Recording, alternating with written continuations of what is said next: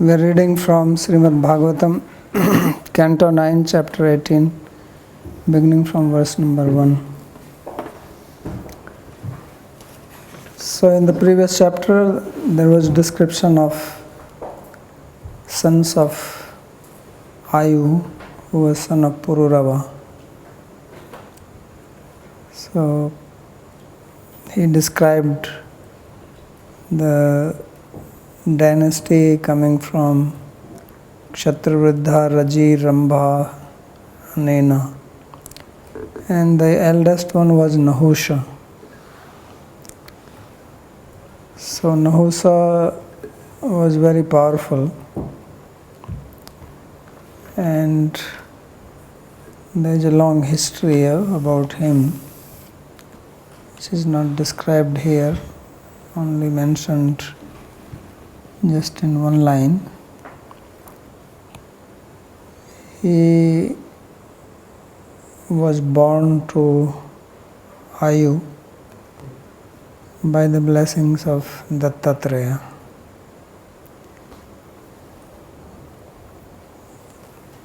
And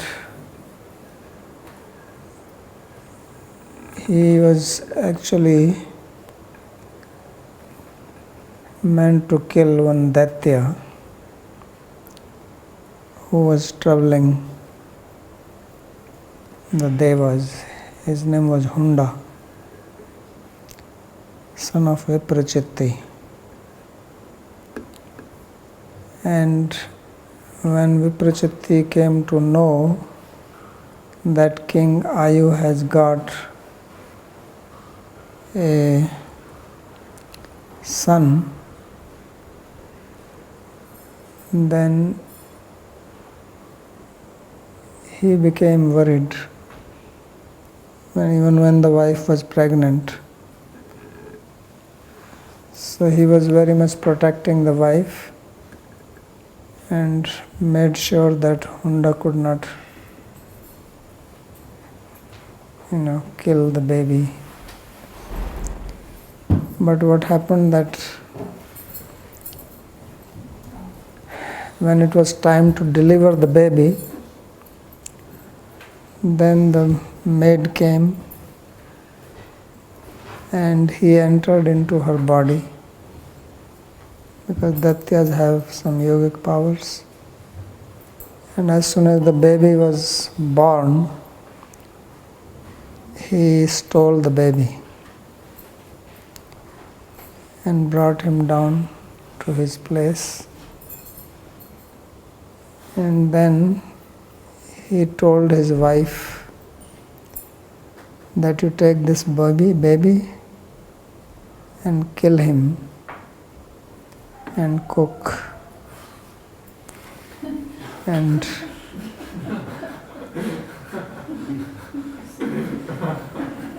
well, that's what many people are doing these days. They're eating fetuses. So he says that, and serve me for the dinner. He says he is supposed to kill me, but now I will make a dinner out of him, and then I will have no fear from anybody. So the wife says, okay, if he is your enemy, we better finish him. So she gave it to the cook. She gave it actually to her friend, servant, that you give it to the cook and tell that. So she gave it to the cook, and then cook, when he wanted to kill, at that time this baby looked at him and smiled. So the cook thought this is a very special boy, because he was just 1 day old and he is smiling and not crying. So he thought that this certainly is not good to kill him. He looks so cute and he's smiling, and he looked very brilliant and effulgent. because he was a very great person. So he thought, no, it is not. I don't want to kill him. His mind changed. And then what he did, that he took the baby and he left it outside Vasishtha's ashram. And then he killed a baby deer and cooked that and served. So Hunda thought that he's eating the flesh of this baby, and therefore now there is no more fear. But then Vasishtha found this baby crying and he brought him. And then he was wondering that how this baby has come here. So then by his yogic power he understood that he is actually the son of Ayu. And he protected the baby. At that time Narada Rishi came to the kingdom of Ayu, and Ayu and his wife both were lamenting because after a long time they had a son. And they could not understand that this son just disappeared, and he was by the blessing of Dattatreya. And Dattatreya predicted that he will be a very great king and he will kill one demon called Hunda, who is troubling Indra. So this Vasishtha, so then when Narada came to know this, Narada told him, don't worry, your son is alive, but at present he is safe and he will come when he is young. So you have to wait for him. And then he left. So then king and queen, they had the solace that their son is still alive and he will come back. Like Rukmani's son was kidnapped also like that, Pradyumna. And he came, when he was young, he came with his wife. So Narada said that he will come with his wife. So now the wife is also having an interesting story.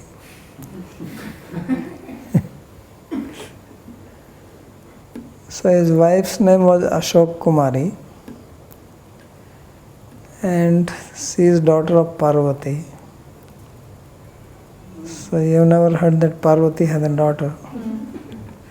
You know that Parvati had two sons, Kartikeya and Ganesh, but no daughter.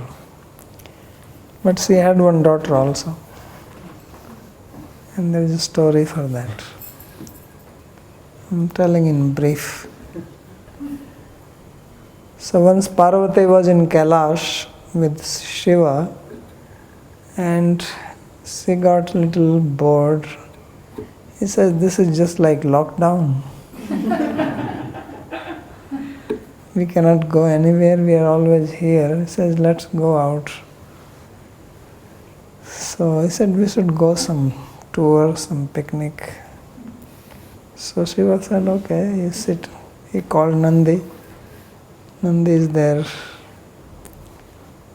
carrier, their plane, car, boat, everything. 3 in 1. So they sat on Nandi and he brought him to Swargaloka, and he was taking him to the heavenly gardens, Nandan Kanan, Chaitraratha, all that. So Parvati was asking, what is this, what is this, what are these trees? And Shiva was explaining to him that these are various types of trees because at Kailash there is only snow. So then there was one very special tree, and she asked, what is this tree? So Shiva said, this tree is called Kalpavriksha. So he says, what is the speciality of Kalpavriksha? So Shiva explained that speciality of Kalpavriksha is that if you go under this tree and ask for something, then you will get it immediately. He says, oh really? So then Sita said, well, I don't have a daughter and I have 2 sons, so can I get a daughter? And this thing flipped, came back, I don't know what is happening.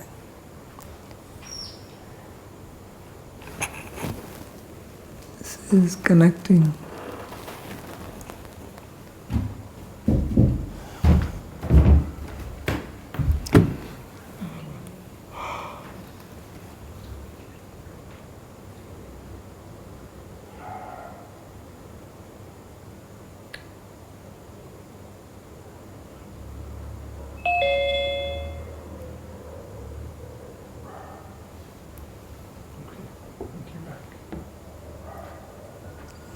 All right.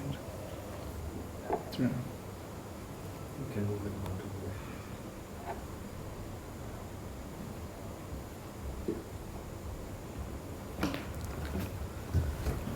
the So she asked for a daughter to this Kalpavriksha, and immediately one very beautiful young girl came out from the tree. And Parvati was so happy.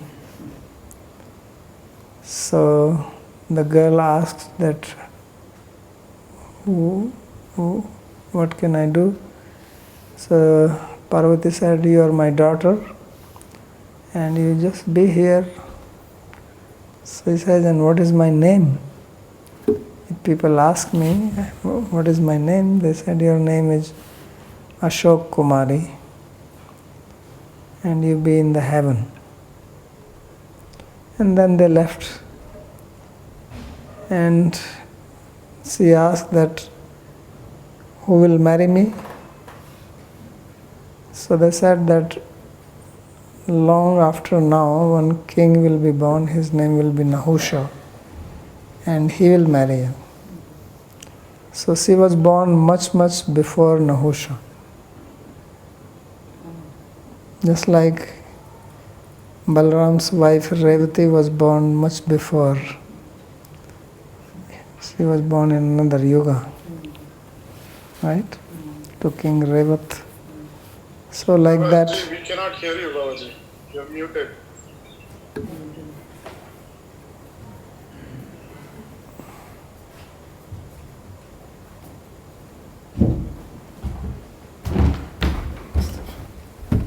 Bharati has unmuted already. Okay. Thank you.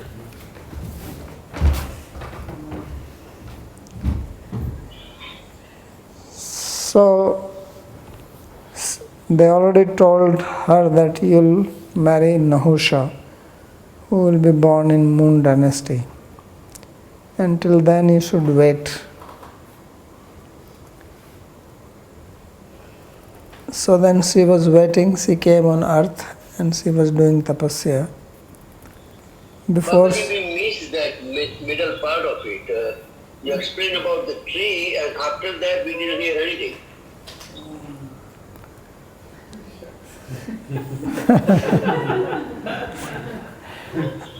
All India Radio cannot repeat. This area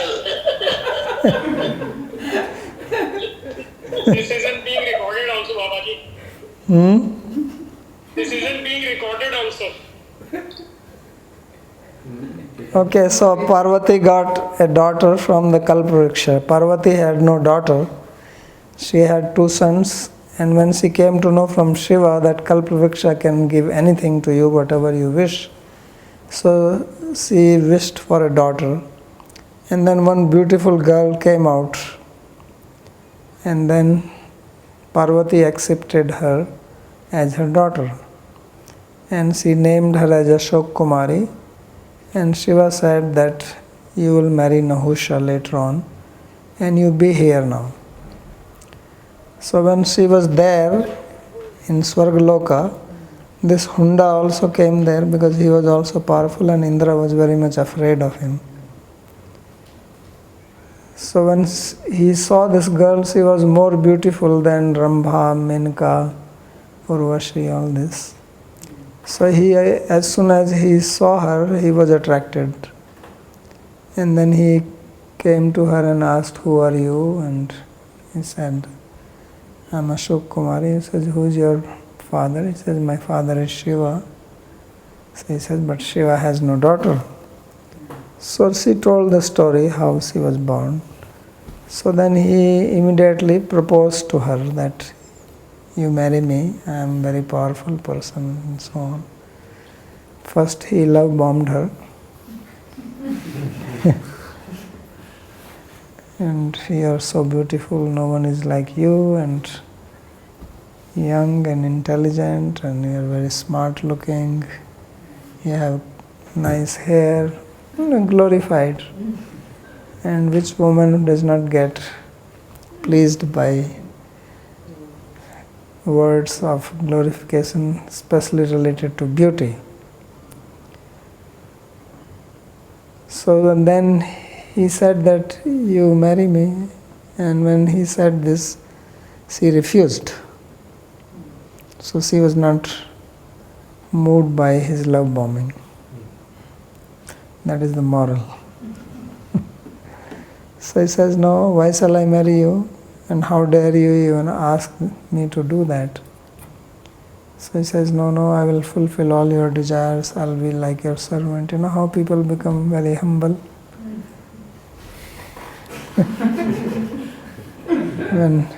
When people are lusty and they want to get their object, they can become very humble. You saw how Pururava was behaving towards Urvashi, right? Just like a plaything, like a toy in her hands. So he was also behaving. People say women are soft power, weaker sex, all this. There's nothing like that. They are the one who control. So then she got angry, says, "Stop this nonsense. I'm already destined to marry Nahusha."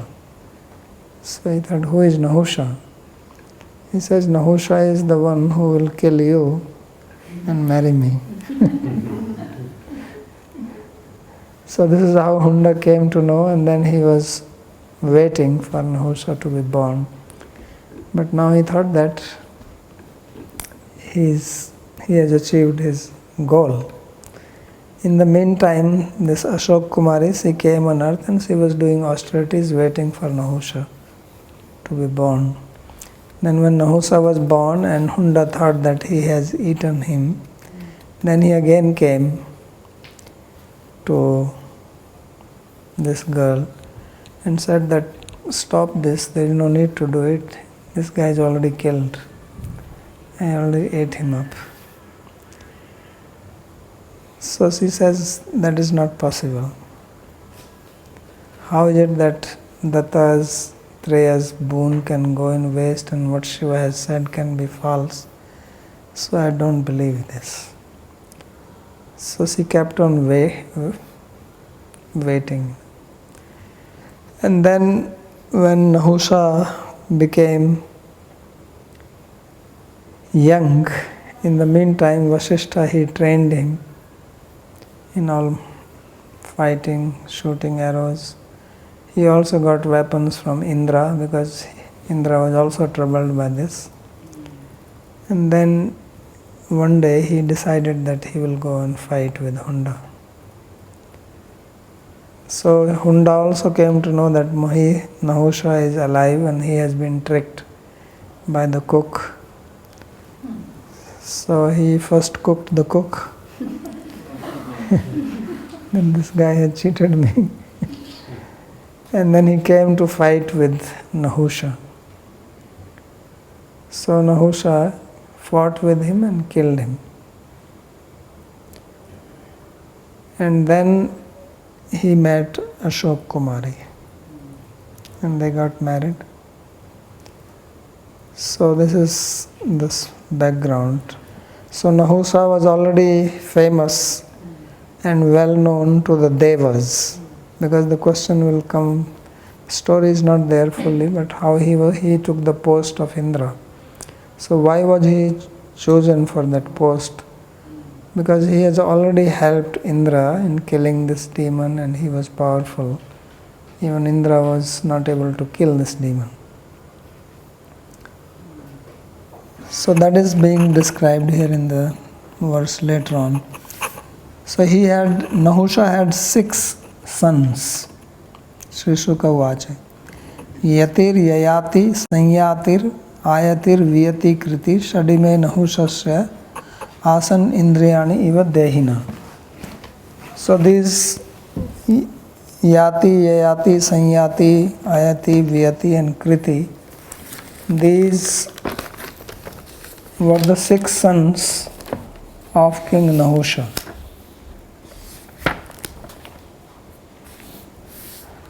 And these 6 are described like his 6 senses. Right? Means they were very dear to him, and he was managing his kingdom through them. So commentary, there is of course not much. He says, Ashtadashe Devyanir Sarmishta Kalhadishu Kathayatra Jaram Purur Yatera Grihit Pito. So in 18th chapter there is a description of fight between Devyani and Sarmishta, another interesting story. And how Yayati, he became old, and Puru exchanged his youth with the old age of Yayati, his father. So Rajyam Nachad Yati Pitra Dattam Tat Parinam Vit Yatra Pravishta Parusha Atmanam Nav Buddhyate. So Yati was the eldest, and when Nahush went to Swargaloka and he fell down from there, then naturally he should have been the king. But Yati did not wish to become the king. He was intelligent, and he said that I don't want to get into this trouble called kingdom, and I have already seen what happened to my father. So this is the meaning of Parinam Vit, that this is the outcome of kingdom, that you have power, then you become proud, and you create bad karma out of pride, and then you fall down. So this is the story of so many people. So this also happened to Nahush, who was so powerful that he was ruling over Swarga. So just like we had earlier Raji, that he took over kingdom of Swarga, and then his sons became proud, and then they have to be killed by Indra with the help of his guru Brihaspati, who did this Avichar Yajna. So similar story comes here. So he said that Rajyam Nachat Yati Pitra Dattam Tat Parinam. His father wanted to make him the king because father was going to Swargaloka, but he did not take it because he knew that the outcome of this is not good. Yatra pravishtaha purusha atmanam navabuddhate. Having entered into kingdom means having accepted it, then the person forgets himself. Because there are so many responsibilities, and more than that is the pride which comes. Because wherever you go, everybody is just saluting you, praising you. So unless you are already fixed within yourself, this gradually starts polluting the mind. Unless one is fixed in devotion or fixed in Gyan Marg, one gets polluted by the power. So he says, no, I don't want that. So he refused. So Pitari Bhranshite Sthanad Indranyad Dharshnaad Dvijaihi Prapite Ajgaratvam Vai Yayatir Abhavan Nripa. So Yayati is the one who became king when the father Nahusha, he fell down from Swargaloka because he wanted to enjoy with Indrani, Sachi, wife of Indra. So the story is that Indra, he killed Vishwarupa, right, who was doing his yagya. We already had that story earlier, 6th canto. Then his father created Vritrasura. Vritrasura attacked Indra. Indra killed Vritrasura, taking the bones from Dadhichi. When he killed Vritrasura, then Brahmatya chased him, the sin of killing a Brahmana. So Indra ran away. See, having kingdom is so much trouble. Indra also is not a peaceful person.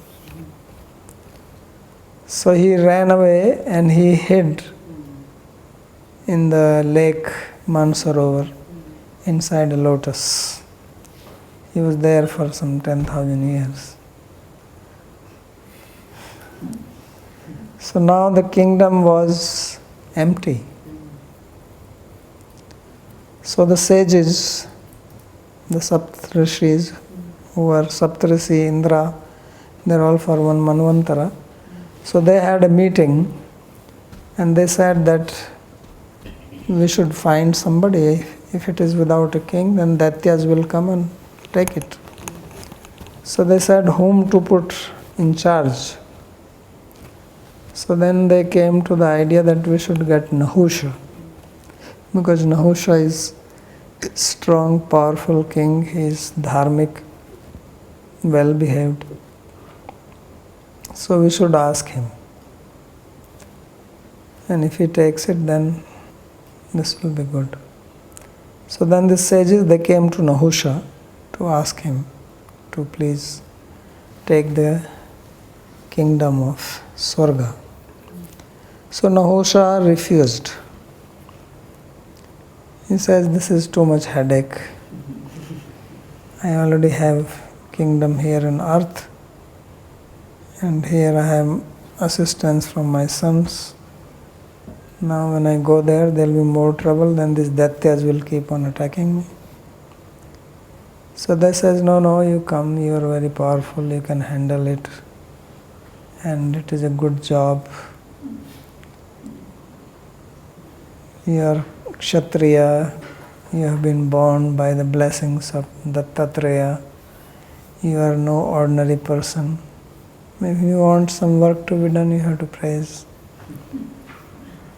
Right? And praise increases your enthusiasm. Yeah? Devastutya vardhante. There is a saying that the devas, they become empowered by hearing praise. That's why you have to always recite stotras for the devas. So many stutis are there. So he agreed. He says, I will agree, but I want one boon from you. So he says, what is the boon? He says, the boon is that anyone who comes in front of me, half of his power will come to me. So this way no one will be more powerful than me. So the sages, without thinking, said yes. Because when you are desirous of something, then you forget that this thing can backfire. So he came and he took charge of Swargaloka. He was very happy, so much opulence and service, and all the devas, they are also standing in front of him. Varun Deva, Vayu Deva, all they come and bow down to him. Even the sages are coming and attending to him in his assembly because he is the king. So gradually, the power started working on him like a slow poison. So in Sanskrit there are two words, one is called Visha, other is called Vishaya. So there is little difference between Visha, poison, and Vishaya, objects of pleasure. So Visha is that which kills you immediately. Vishaya acts slowly. So all these Vishaya, they started acting on him, slow poison. So gradually his mind became polluted. Then he started disrespecting everybody. Became very haughty, and in the beginning he was speaking in a very nice, humble manner, respectfully. But now he started insulting everyone, including the sages. So the sages, some of them, they were unhappy and they were also getting complaints from other devas. So they asked for a secret meeting, what to do now. So in that meeting, they had different opinions. So then they came up with a plan. So buddhiriyasya balam tasya nirbuddhastu kutah balam. One who has buddhi, intelligence, wisdom, he is strong. And one who is not having that, no matter how powerful that person is, has no strength. So they said that we should use some niti. As Krishna says, niti rasmi vijigishatam. Says that niti I am of those who want to be victorious. So they said, look, we have to make him misbehave so that the sages will curse him. And how to do that? He says he should now ask for Shachi to sleep with him. So he says how to do that? He says these Apsaras, Urvashi, Rambha, Tilottama, Menka, they're all dancing and they entertain him. Tell them that they should start praising Shachi in front of him. So generally it is very difficult for women to praise another woman, especially the beauty. That is a hard job. So they convinced them that, look, you are also suffering and he is insulting you also. We have to get rid of him, so you do that.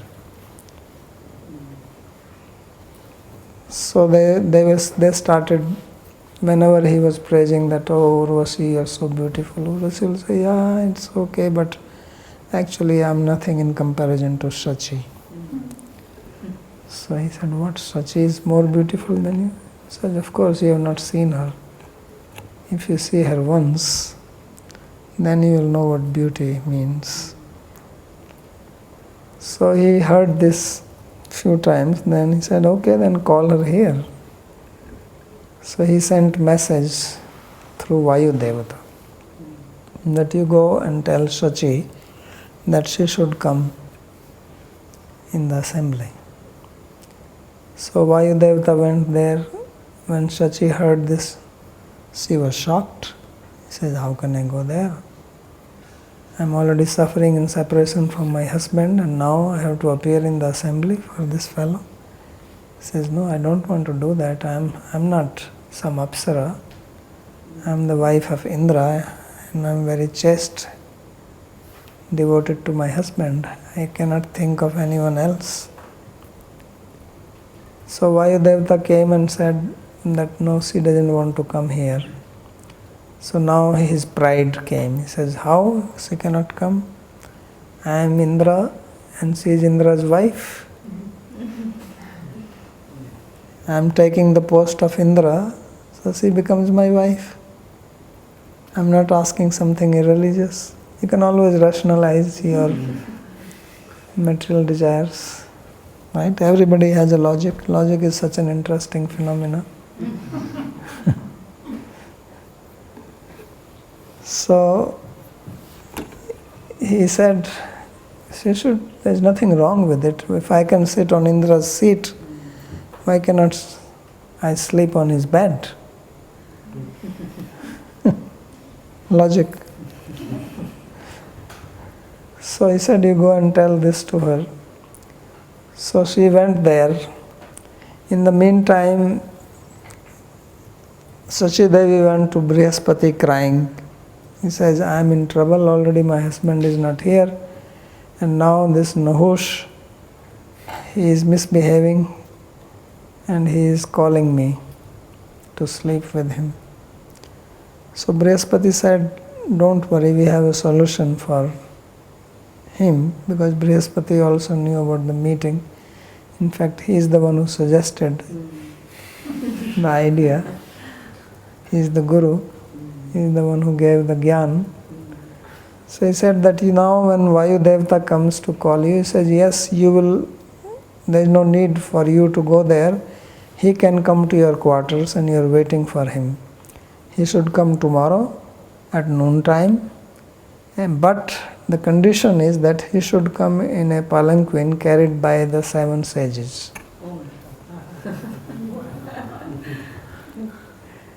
So Vayudevata went and told this to Nahush. So now Nahush is very happy. He could not sleep whole night. He is waiting for next day. And he already sent message to all the 7 sages that I want to see you. So the 7 sages, obviously in the morning they are doing their puja, their japa, everything. They are not coming there early. So they came 11:30 after having their breakfast and relaxing a bit. So they came, they thought that this Nahusha probably wants to do some yajna or something. So when they came there, Nahusha said that you are already late. I have to reach there by 12 o'clock. And it's already 11:45. So you carry me in this palanquin. So the sages, they looked at each other. Of course, some of them knew what is happening, but not everyone. But they behaved as if they don't know. So they carried the palanquin. But they are not trained in that. As we read the story of Jad Bharat carrying King Rahugana, how he was jumping and Rahugana was getting jerks. So here Nahush was not worried about jerks. That was not his problem. His problem was that he was getting late. So he was telling them, move quick, move quick. But these Brahmanas, these sages, they eat sweet rice and halwa and puri. Because you don't know this in India, Brahmanas, when they are invited, there is a distinction of the food. One is called kacha, other is called pakka. Better you know this. So at least here in North India, the Brahmanas, when they are invited, they don't eat kacha. Kacha means like chapati, rice. This is called as kacha food. Pakka means something like puri, kachori, halwa, everything which is just above the fire. So that is what they eat. not all this boiled vegetable soup. These types of things, they do not consider it as food.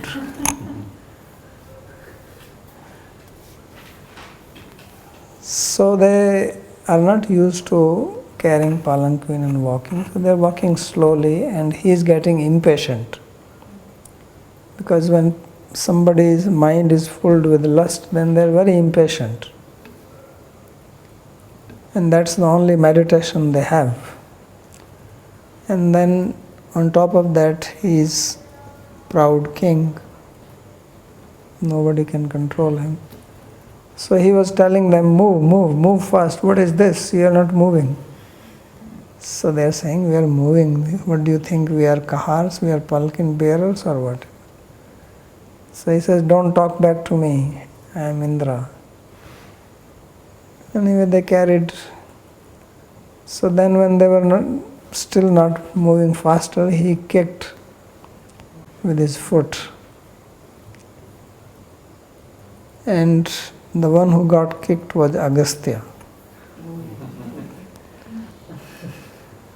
So you know, Agastya is very powerful sage. So he was saying in Sanskrit, Sarpa, Sarpa. So Sanskrit, if you take the Sarpa as a noun, it means a snake. If you take it as a verb, it means an order. Move. Because the dhatu is srip. Sarpati, sarpata, sarpanti. And sarpatu, sarpata, sarpantu, sarpa. So he kicked him and said, Sarpa, Sarpa. So Agastya dropped it down and he said, you become Sarpa. So immediately the king turned into a python. He said, you are sitting like a fat man on this palanquin, you become a python and fall down from here. So he became a python and he started falling down. Before he's falling down, he started praying to him. He says, please forgive me. Because when you are intoxicated with power, then the only solution, the only remedy is when your power is taken away. So, asata durmadhandasya daridryam paramanjanam. So daridryam, that is the paramanjan. Then your eyes open. So now he came to his senses because he lost his power immediately by the curse of Agastya. So Agastya said that you have to stay in this form of snake till you will meet Yudhishthira Maharaj. So Yudhishthira Maharaj was born in this dynasty after so long. And when the Pandavas were in exile after they had lost in the gambling, so once they were in the Himalayas, and Bhimsena, he was just wandering in the forest, and when he was there, he saw this big python lying there, and he came close to it, and the python immediately caught him. And Bhima is very powerful, so he tried to release himself from the clutches of the python. But although he is supposed to have the strength of 10,000 elephants, he could not release himself. So he tried very hard, struggled, he could not. So now this Bhima got caught, because Bhima was also proud and very powerful. So here is Ajgar. So by the evening time when he did not come back, then Yudhishthira got worried. He says, where is Bhima? We don't see him. So he went in search of him with other brothers and Draupadi. And then he was astonished to see that Bhima is caught by the snake and he is not leaving him. So Yudhishthira Maharaj came there and he didn't know what to do. So this snake started speaking and he told King Yudhishthira that I will not release him, I will eat him. He says, he is my food. So Yudhishthira Maharaj says, please don't do that. He is my brother and I am very dear to him, he is very dear to me, please release him and I will give you some other food if you want food. I can bring some animals for you, but leave him. So he said, I will leave him at one condition, and that is that if you can answer my questions, then I will leave him. So then he asked him some questions which Yudhishthira Maharaj answered. Then he released him. So then Yudhishthira Maharaj asked him that, who are you? You are not an ordinary snake. Because if you could catch my brother for that long, you must be somebody, because no python can hold Bhima that long. So then he told him the story that actually I am your forefather, I am Nahusha. So Yudhishthira Maharaj said, oh, you are Nahusha, we have heard so much about you. See, yesterday people were asking about why these stories.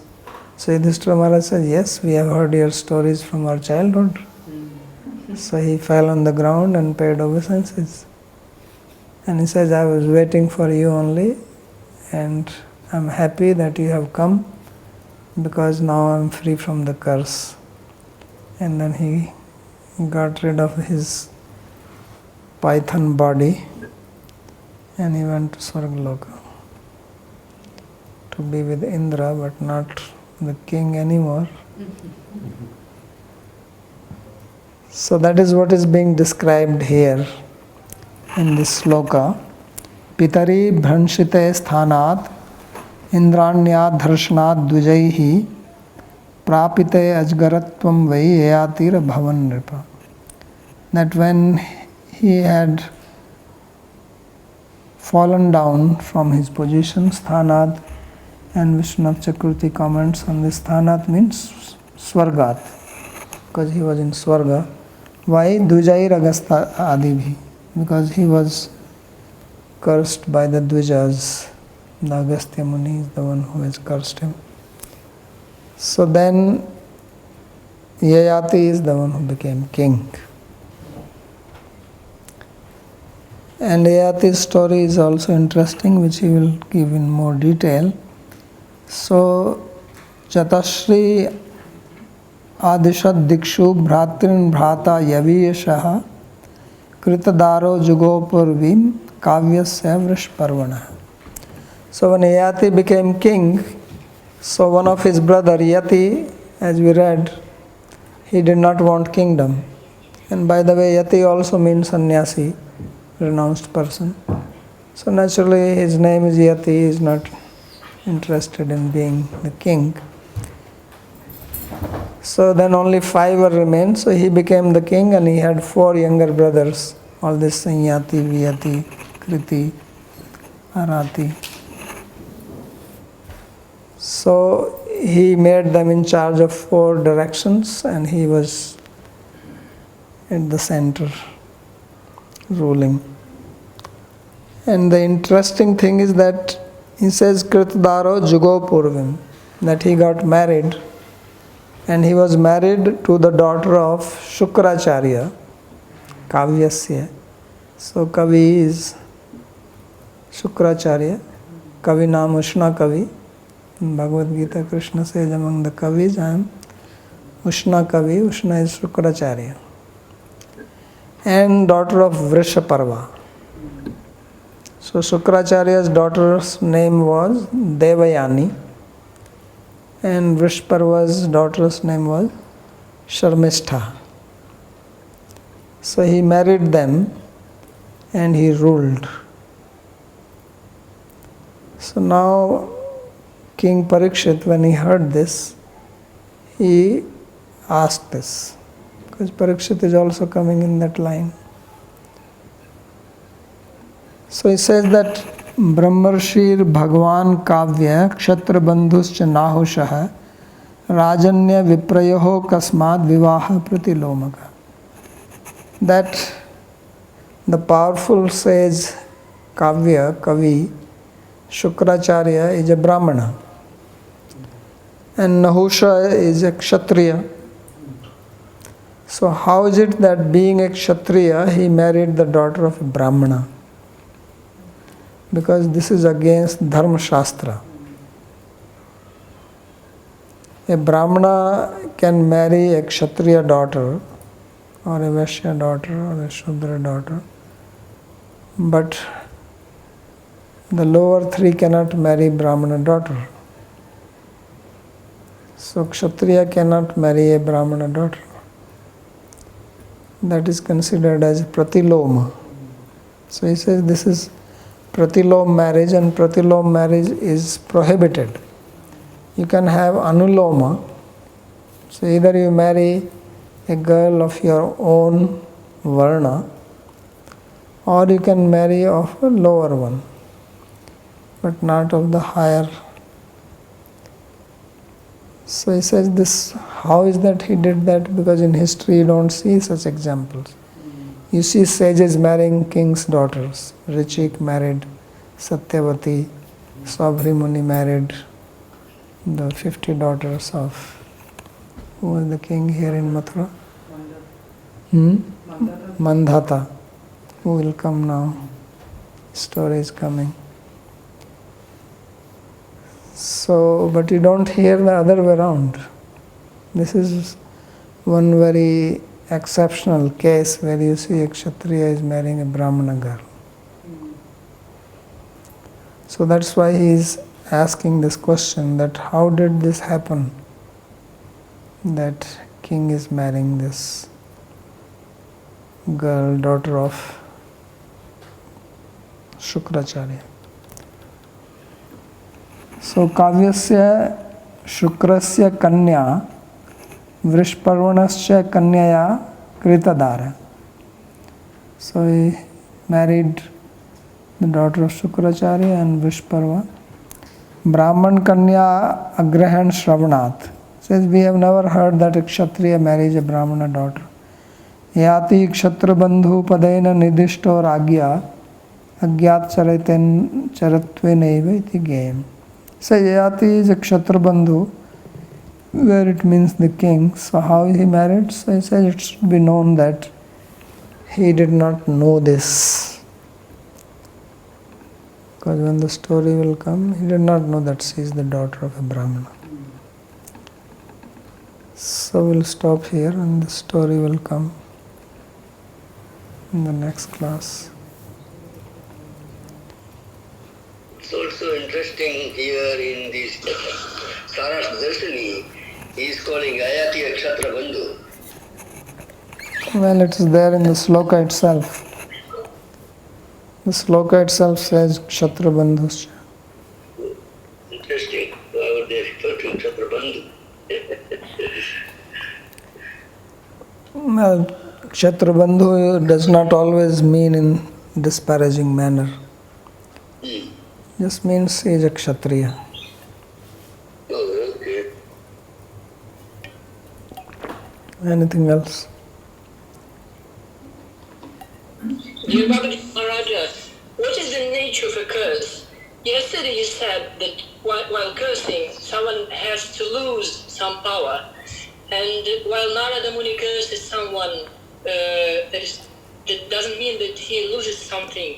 So does it mean that when someone is being cursed, it is according to one's karma, and it's like a punishment? And when Agastya cursed Nahusha, did he lose any power, or was it a kind of providence and Nahusha had to go through that punishment? Thank you. Yeah, so the curse is an interesting phenomena. And it is not only curse, it is always any karma which we perform. So when somebody reacts to your action, whether it is physical action or verbal action, there are two possibilities: that the person who is reacting is doing so because you have already done something to that person in the past, and you are now getting the reaction in this way, and that prarabdha karma coming from the past actually impelled you, forced you to act in such a way that the other person is reacting. So that is one way. But it is not always that whatever happens to you is happening because of your past karma. That means then there is no more new karma. Then it's just like the old karma is getting churned up. No, we also perform new karma. So somebody may be actually acting and creating a new karma. So one way curse can be seen is because it's difficult to know what is actually the karma of somebody. So sometimes the sages, when they are cursing, they already see that this person is going to get this type of reaction to his bad karma. They just pronounce it. It's due, and by their statement, it's just manifesting, which was meant to manifest anyway. If they are creating a new karma for him, means they are actually punishing him for something, then naturally they also have to pay for that. In case of sages like Narada, who are great devotees, they are free from karma themselves, so there is no such thing that they lose any power. So when they are cursing, that is their blessing. So anugraha shapyan dadau jagau idam. When Narada Rishi cursed the two sons of Kubera, so there it is said that anugraha shapyan jagau idam, that cursing them as a blessing, he said the following, he made the following statement. So his cursing was not to make them suffer, but actually to bless them. Although externally it looked like suffering or a curse in the normal sense of the word.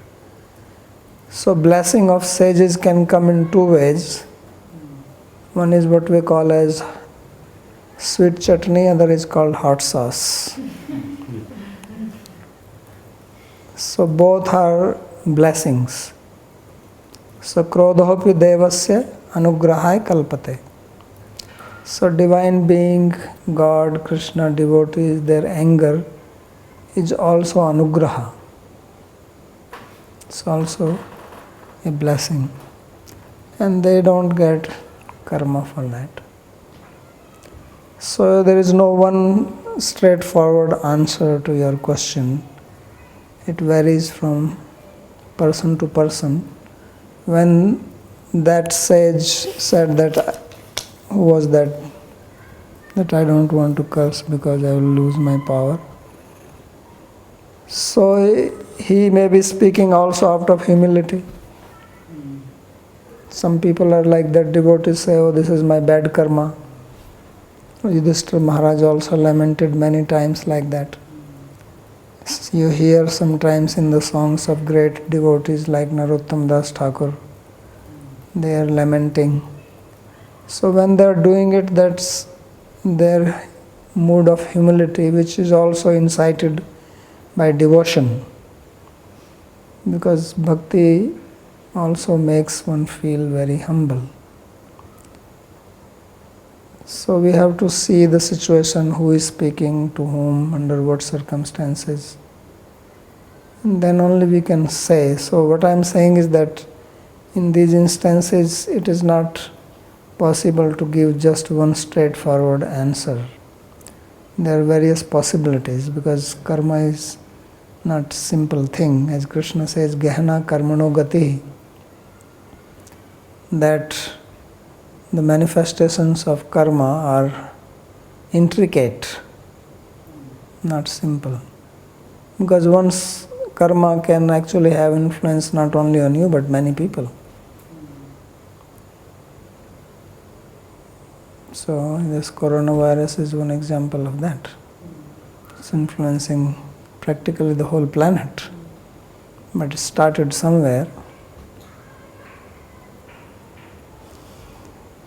So it has to be understood like that.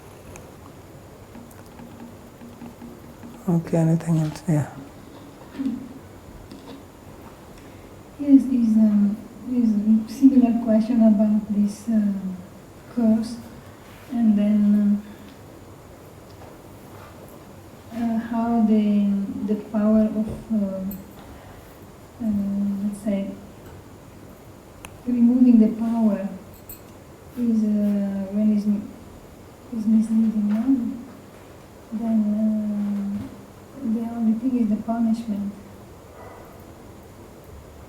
Just to rectify a person who is intoxicated by the power. And because of the power that somebody is behaving like that.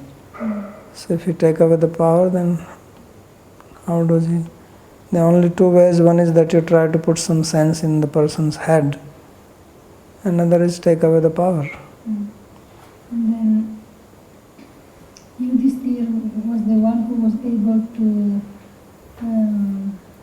liberate him from the condition of being a body python. No? So that is one way of seeing it. Other way is that was the period he has to suffer. Okay. And his suffering is over, and Yudhishthira is instrumental in that. Mm-hmm. Because Yudhishthira didn't do anything. No, he was answering to the questions. Yeah, but answering question doesn't take away your karma. Mm.